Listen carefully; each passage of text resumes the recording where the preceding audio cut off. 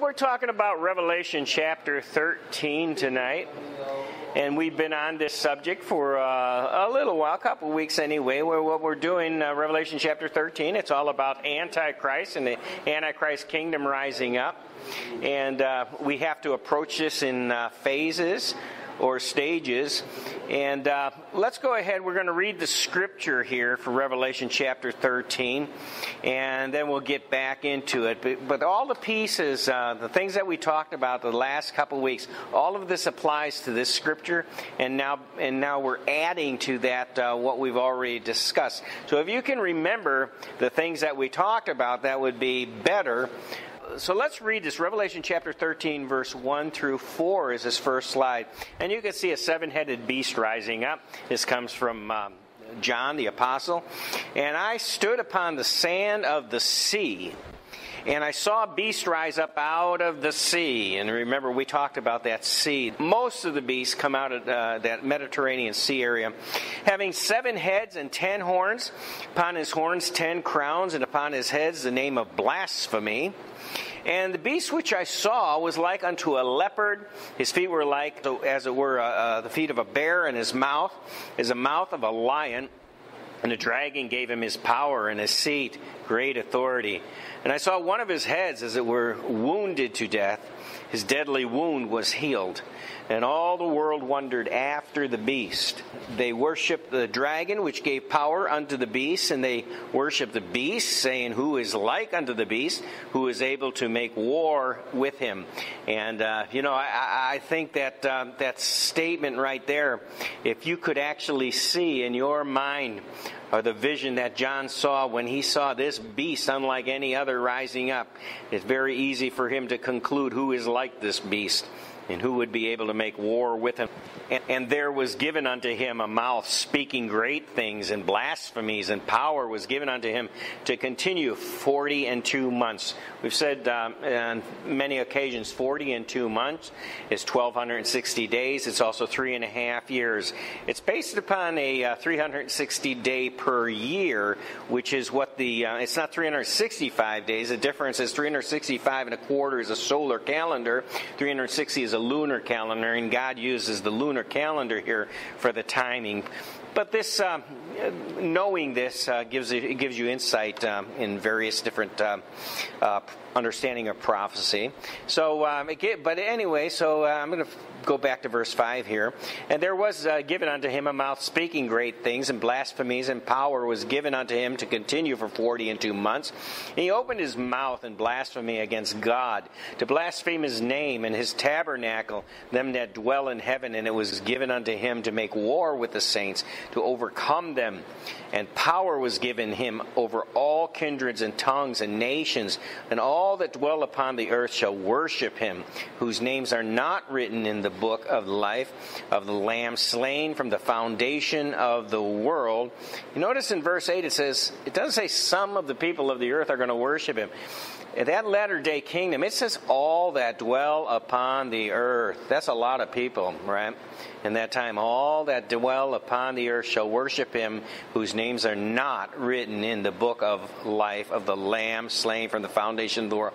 What that insight that gives us, if you're in around at that time, during that 42-month period, and your name is not written in the Lamb's book of life, then you are going to end up worshiping this beast.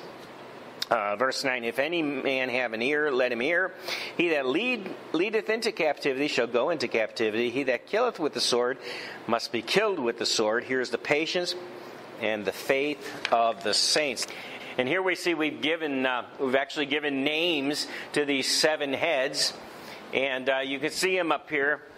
And I will guarantee you that, you can collect commentaries from, all these different prophecy teachers. And this is one of the areas that they miss it. And the reason they miss it is because they get correct Rome. There's usually no disagreement that one head is Rome, and one is Persia, and one is Babylon, and one is Greece. They don't have that problem because for 2,000 years, people that have addressed the Scripture have said that those were 4 of the 7 heads. But then they don't know what to do with the rest of them. And so you get all these different ideas. Well, this head is this head, and this head means that, and this head, and they come up with all this subjectivity. But you know what? We took the approach. We looked at the book of Daniel for the heads. And it just coincidentally, and I don't believe in coincidences, I'm saying that almost out of sarcasm, but there were these 7 heads pointed out in the book of Daniel, and by applying them, I believe that we have the truth here. And actually what we've been teaching fits like a hand in a glove here.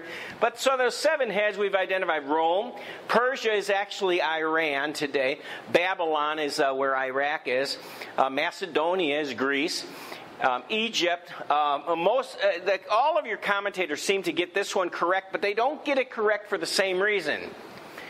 They get it correct only because they think about Moses, and Moses was significant in Egypt, and they say, well, Egypt must have been one of them. But that's not why Egypt is one of them. Egypt is one of them because in the days of the Ptolemies, when we talked about the king of the north and the king of the south, Egypt was the king of the south. That's why it fits here. Not because of Moses and the Pharaoh. But that's why most people get it right. Syria, they never get right. Most of them say Assyria. Syria and Syria is not the same thing. They say Assyria because that's the kingdom that the northern kingdom of Israel went into captivity with. But that's not why. Once again, Syria is here because they were the king of the north in the book of Daniel.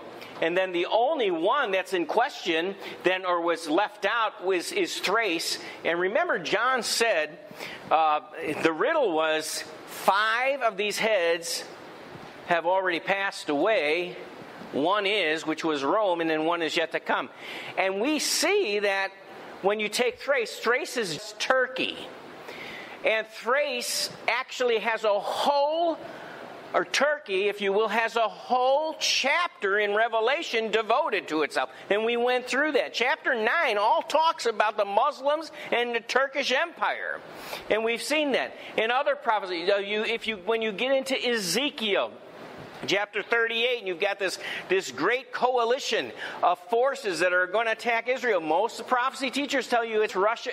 However, if you look at the maps, if you look back in Genesis, Gog and Magog and all the different people that are listed there, they were all part of Anatolia, which is modern day Turkey. So there's good reason to believe that we're right on target with the identification of these heads. And of course, the one that's circled here, that was the answer to John's riddle where 5 had passed and one was, and that was Rome, and then one that had not risen yet was Thrace. Then we talked about this in the last couple of weeks. In fact, we've talked about this on different occasions, but this is one of the 4 beasts of Daniel. These also came up out of the sea. And we compared Daniel a lot with the book of Revelation so far. We said that this 4th beast, obviously, in fact, everybody seems to get this right in prophecy teachers, no matter who you pick up. Well, I shouldn't say everybody. There are some deviations there. But most people will tell you this represented the Roman Empire. And what we thought was significant, you have the 10 horns, but remember there was an 11th horn that came up. And that's the one that's significant to us because we said that 11th head coming up, Rome passed away, and then the Holy Roman Empire rose up. And the Holy Roman Empire is important for latter-day prophecy, and included in the Holy Roman Empire, included when you see this horn, the Holy Roman Empire actually consisted of 2 leaders. One was the emperor, and the other was the false prophet, who is the institution of the papacy. We also talked last week about how Charlemagne is actually the first. He rises up. He is the first one that's associated with the Holy Roman Empire. He's the first one associated with this horn. And if it wasn't for Charlemagne and the help that he gave him, the papacy probably wouldn't even exist today. On the left-hand side here, you see at the bottom of this, it says the First Reich. because that's exactly what the Holy Roman Empire was. Charlemagne was the beginning of the First Reich, which is the first German emperor or empire. So let's read on the side here under Charlemagne. Charlemagne reigned for 46 years with many wars and conquests. His kingdom spanned Germany, France, Switzerland, Austria, Hungary, Belgium, Spain, and Italy. So there's a good portion of the European countries there that it spanned. And that was called the Holy Roman Empire. And here's something that's interesting. After the Roman Empire had got established and the bishop had been appointed, and maybe we're getting into around 500, maybe 500 AD, there was a lot of talk about, the church is going to be usher in a millennium, 1,000 years of peace. Of course, there wasn't 1,000 years of peace, but there's this teaching of this millennium. And of course, the Bible in the Revelation talks about 1,000-year millennium, right?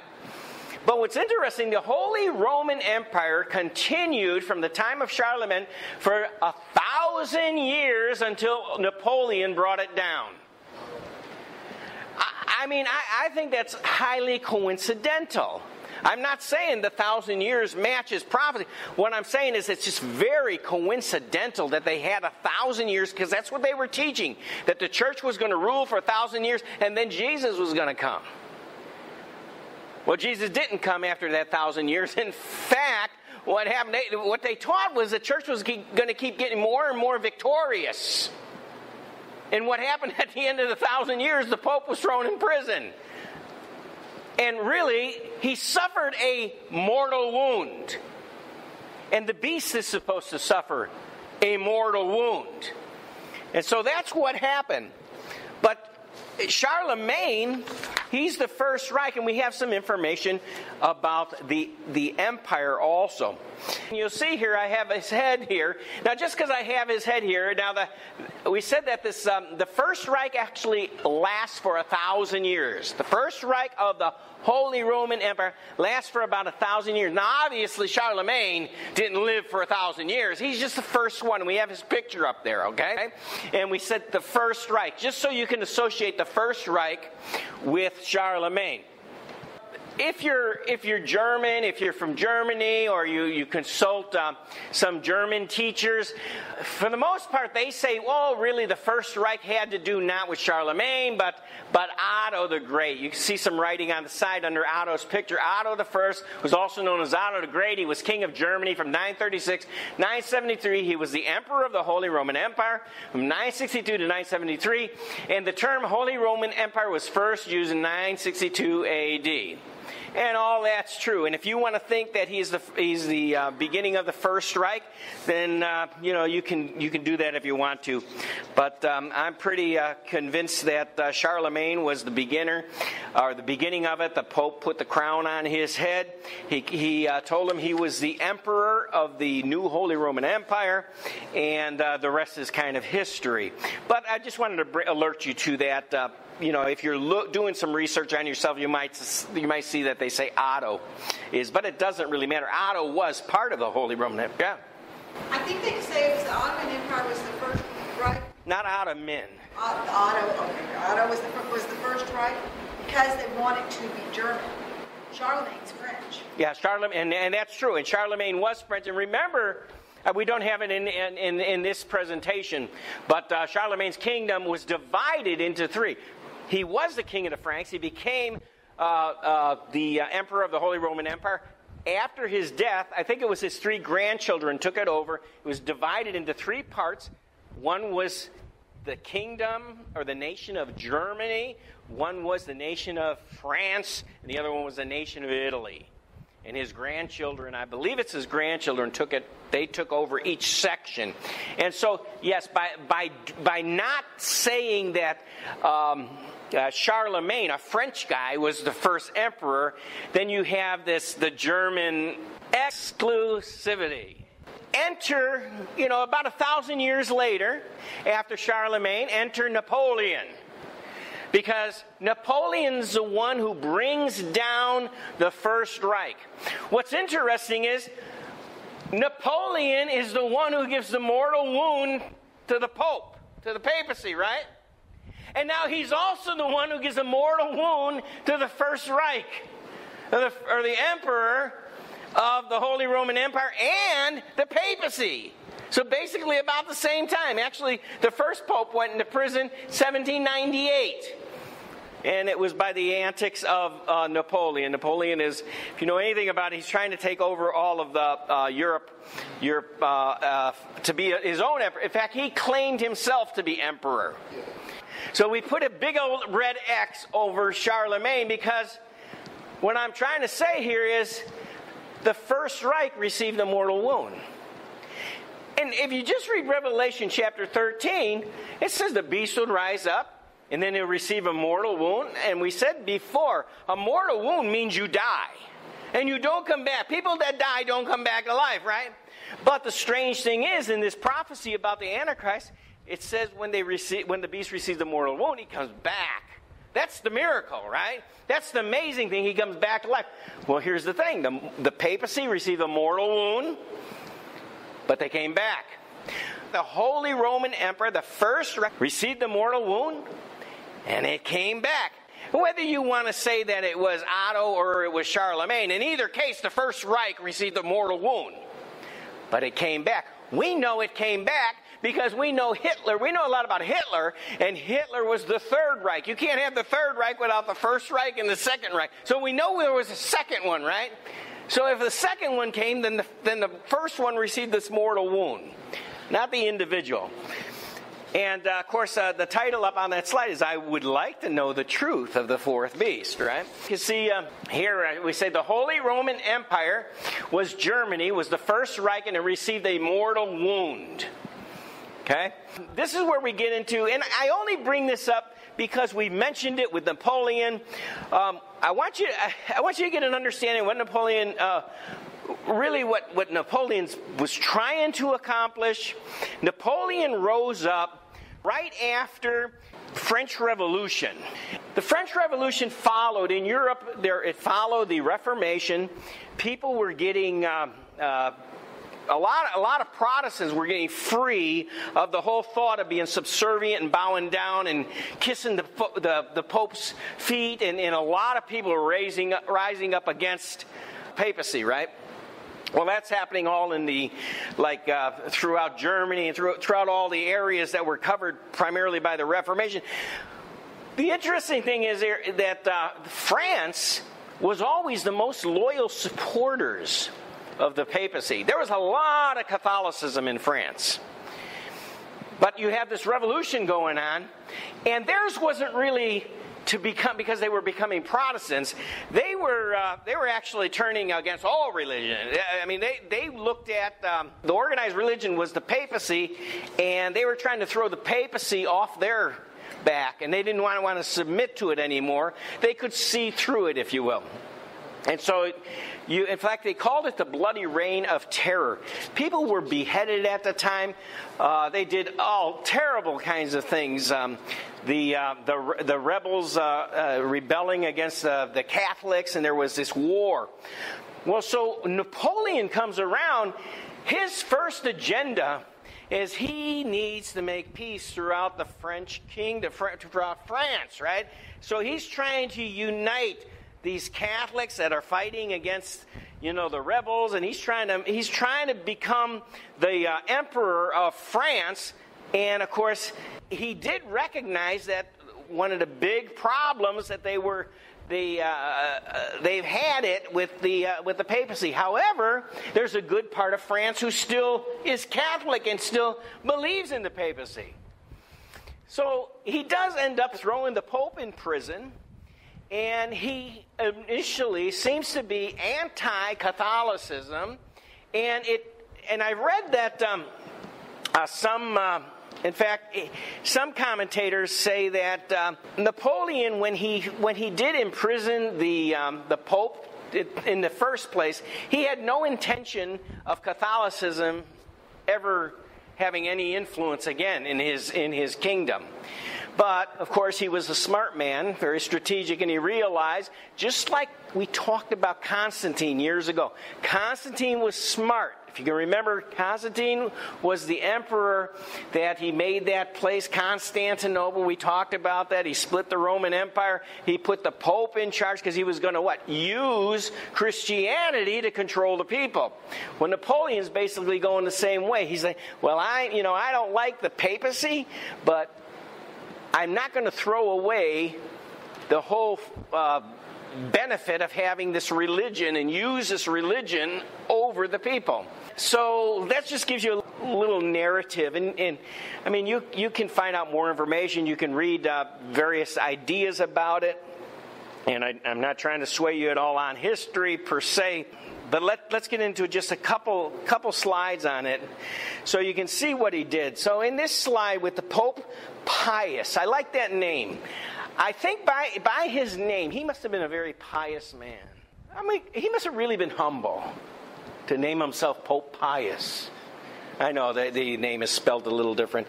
But Pope Pius VI was expelled from the Papal States by French troops in 1798. If you'll remember, we added up to 1,260 years last time, and it came to 1798, and that's exactly when the Pope is thrown in prison. But let's read this. Pope Pius VI lived from 1717 to 1799. He reigned as Pope from 1775 till his death in 1799.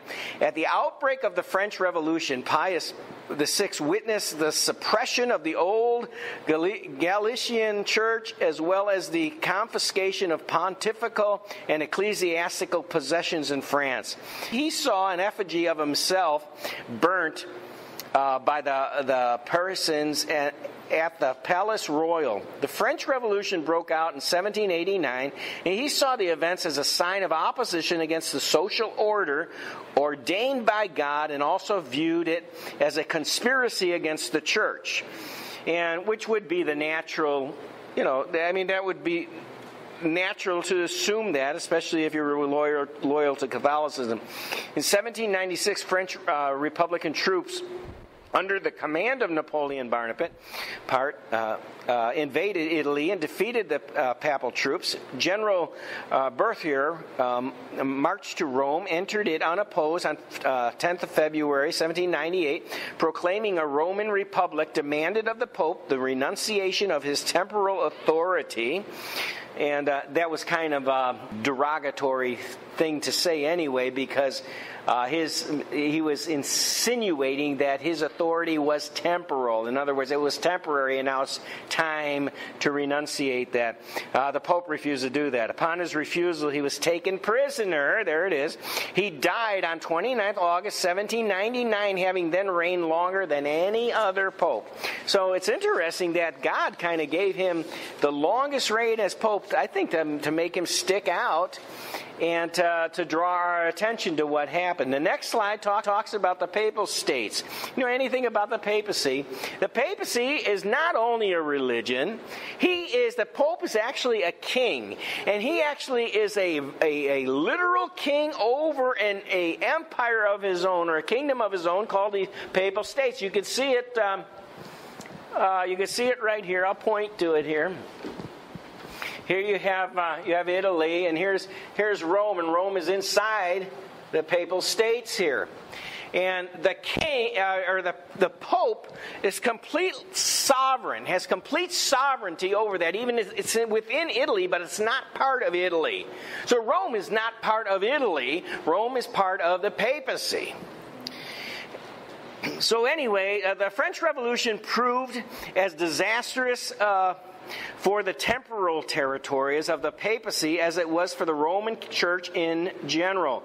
When French invasion of Italy in 1796, the legations, which is the Papal States, northern territories, were seized and became part of the Cisalpine Republic. 2 years later, the Papal States as a whole were invaded by French forces who declared a Roman Republic. The Papal States were restored in June 1800 to Pope Pius VII, who took up residency once again, but the French under Napoleon again invaded in 1808, and this time the remainder of the states of the church were annexed to France, forming the departments of Tibur and Trasimene. With the fall of the Napoleonic system in 1814, the Papal States were restored once more. So it did keep coming back and forth, but this really damaged. This is the mortal wound to Catholicism. If the Papal States are taken away, then the Pope has nothing. He's not a king anymore. He has no territory. He has no kingdom, right? And so he lost all those, and then the new Pope, he got him back. Napoleon gave him back, but then Napoleon took him back away from him. Even though they returned, the only reason he got him back was because the Allies came and they beat over Napoleon, and they got the Papal States back to. Eventually back to the papacy, but then the Kingdom of Italy took them away. So, I mean, ever since that 1798, it's like the mortal wound hit the papacy, and it wasn't until Mussolini that they came back into the power that they had before. We'll look at Pope Pius VII here, and we read here he was captured also as prisoner by Napoleon. So 2 popes were made prisoner by Napoleon. When Pius VII subsequently, now he caused a problem. Look, he excommunicated Napoleon. If you are in the Catholic Church and the Pope excommunicates you, that means you have no hope for salvation as far as they're concerned. You are in hell, and you will be in hell forever. And so the Pope says, ha, ha, ha, I've excommunicated you. And Napoleon's like, I don't give a flip what you do. In fact, so Napoleon captures him. But anyway, it says, so he subsequently excommunicated Napoleon. One of Napoleon's officers saw an opportunity to gain praise, although Napoleon had captured the castle St. Angelo and intimated the Pope by, listen to this, I think this is funny, because he excommunicates him, so Napoleon turns around, he points cannons at the papal bedroom. And he did not instruct one of his most ambitious lieutenants, Lieutenant Radet, to kidnap the Pope. Yet once Pius VII was a prisoner, Napoleon did not offer his release. The Pope was moved throughout Napoleon's territories in great sickness at times, though most of his confinement took place at Savannah.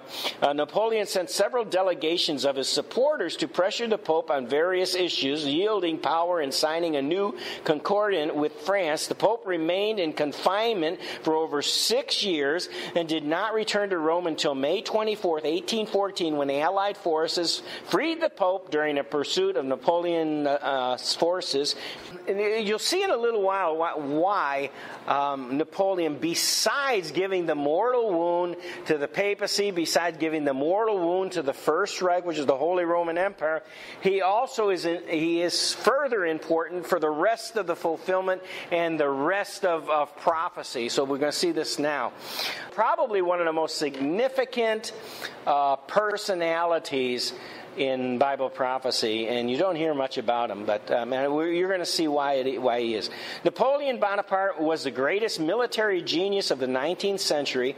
He conquered most of Western Europe and Egypt for France, while instituting reforms in these new territories aimed at guaranteeing civil liberties and improving the quality of life. See, he's embracing their whole idea. The reason for the revolution, they're trying to throw off all this dominating of the papacy.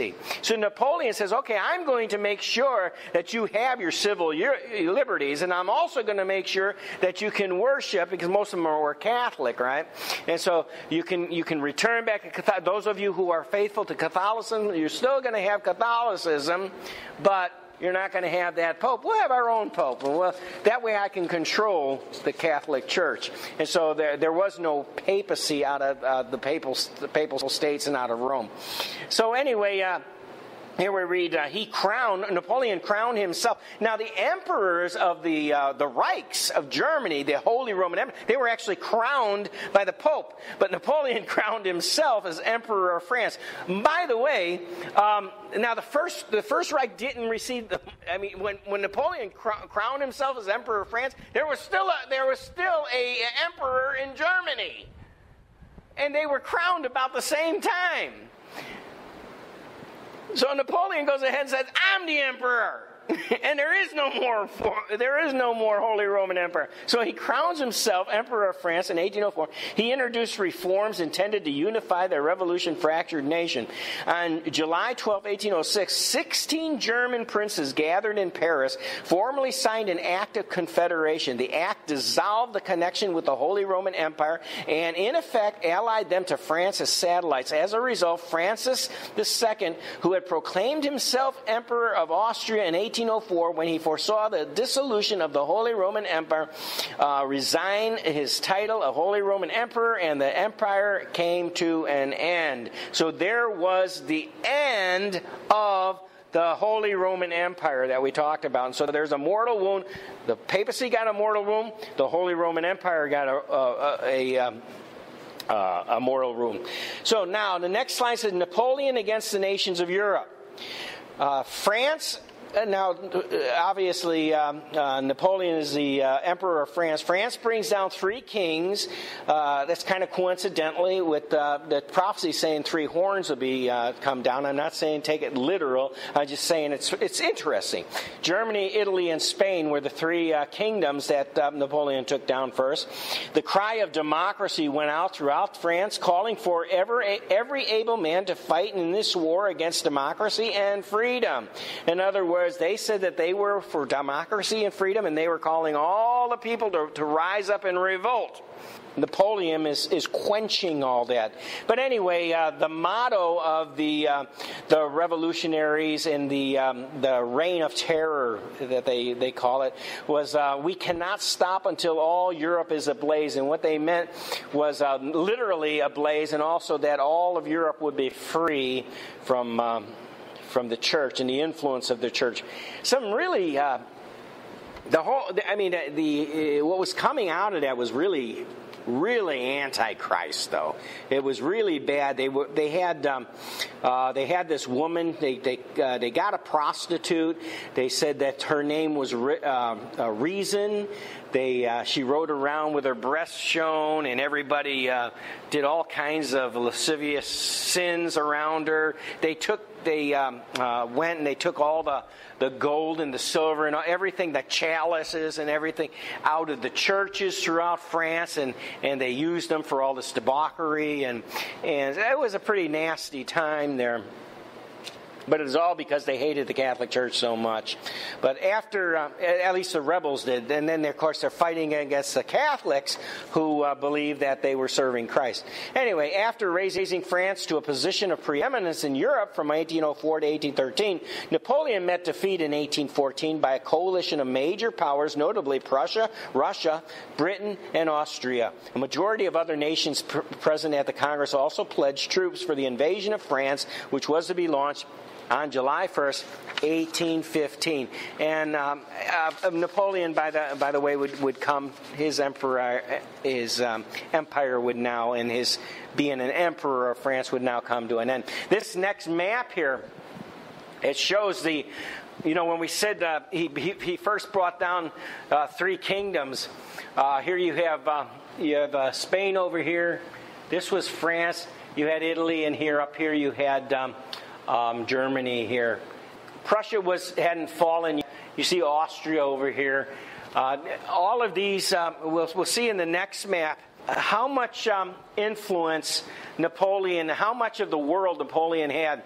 Everything that's red was Napoleon's empire. And then everything that's blue there You see the color blue? That was all the coalitions. So all the participants of the War of the Six Coalition. There was actually 7 coalitions that fought against Napoleon until the 7th one actually was his downfall. You can see his influence in North America, South America, some in Africa, and then over in Western Europe. He almost had taken the whole area of Western Europe there. He was not. They say he was not trying to restore the Holy Roman Empire, which makes sense because he did that to the Papacy. But nevertheless, he was against the Holy Roman Empire, and he's trying to establish his own empire. Now, here's what I think. For my part, this is what I find is so extraordinary so amazing with Napoleon. This is why I say he's one of the most important characters for prophecy. You see, here's the United States of America. And before Napoleon, this whole area, Louisiana Purchase, Louisiana's Purchase didn't exist as part of the United States of America. And Napoleon sold them this whole piece for $15 million. I mean, that's almost chunk change per pastor. But and the whole point here, from 1803 to 1867, in just 64 years, the USA grows by leaps and bounds. Here's a little paragraph about some of the history here. And this is the thing that, this is what set the United States of America to be a powerful nation. I mean, this is what did it. And this is why it happened. Because Napoleon's empire was suffering serious financial needs, he made an incredible deal with President Thomas Jefferson in 1803. For $15 million, he offered the Louisiana Purchase. It was purchased by the United States from France in 1803. It included Arkansas, Missouri, Iowa, Minnesota, west of the Mississippi River, North Dakota, South Dakota, Nebraska, Oklahoma, nearly all of Kansas, the portions of Montana, Wyoming, Colorado, east of the Rocky Mountains, and Louisiana, west of the Mississippi River, including the city of New Orleans. All this was sold for $15 million. I wish I could have bid on that auction. Yeah. Not that I could have paid for it, but the U.S. acquired more than 500 million acres of the richest, most fertile farmland on earth. The USA increased in size by about 140%. And it became the United States of America. I mean, it was already United States, right? But, look how it increased by 140%. It just, this was the boom of their prosperity, right? And this is what it made, Trump says, let's make America great. This is what made America great. Napoleon! Go figure. So now the next interesting part, the person right around this time now, right around the fall of Napoleon, another individual is born. And his name is Otto von Bismarck. And they say he was the architect of the Second Reich. So Prince Otto Edward Leopold von Bismarck, a Prussian statesman, united the German states into one empire. Bismarck is noted for saying that the great problems of Germany would not be settled by speeches and resolutions, but by blood and iron. Remember the beast had iron legs? Remember the beast had iron teeth? It's kind of interesting. He said, by iron. And that influence of the Holy Roman Empire again. I think that it would do good to hear some politicians today. I love that statement. He says, because let's put the United States in there. I'm thinking, what if they stood up and say the great problems of the United States of America was not going to be settled by speeches and resolutions. That's what they're trying to do. No, we need something done, and we need something done sooner than later, right? And so I think that's, he was very wise from the German perspective and very successful. Otto von Bismarck, he lived from 1815 to 1898. He was born on April 1st, April Fool's Day, 1815 at Schönhausen. He's considered to be the founder of the German Empire. For nearly 3 decades, he shaped the fortunes of Germany from 1862 to 1873 as Prime Minister of Prussia, and from 1871 to 1890 as Germany's first chancellor. Now, what I'm going to tell you in a minute is the one who is the emperor of the Second Reich. However, there's a lot of people in Germany who still would give the credit to Otto von Bismarck. Anyway, so the next slide shows us William I, whose name actually, if you're German, is Wilhelm.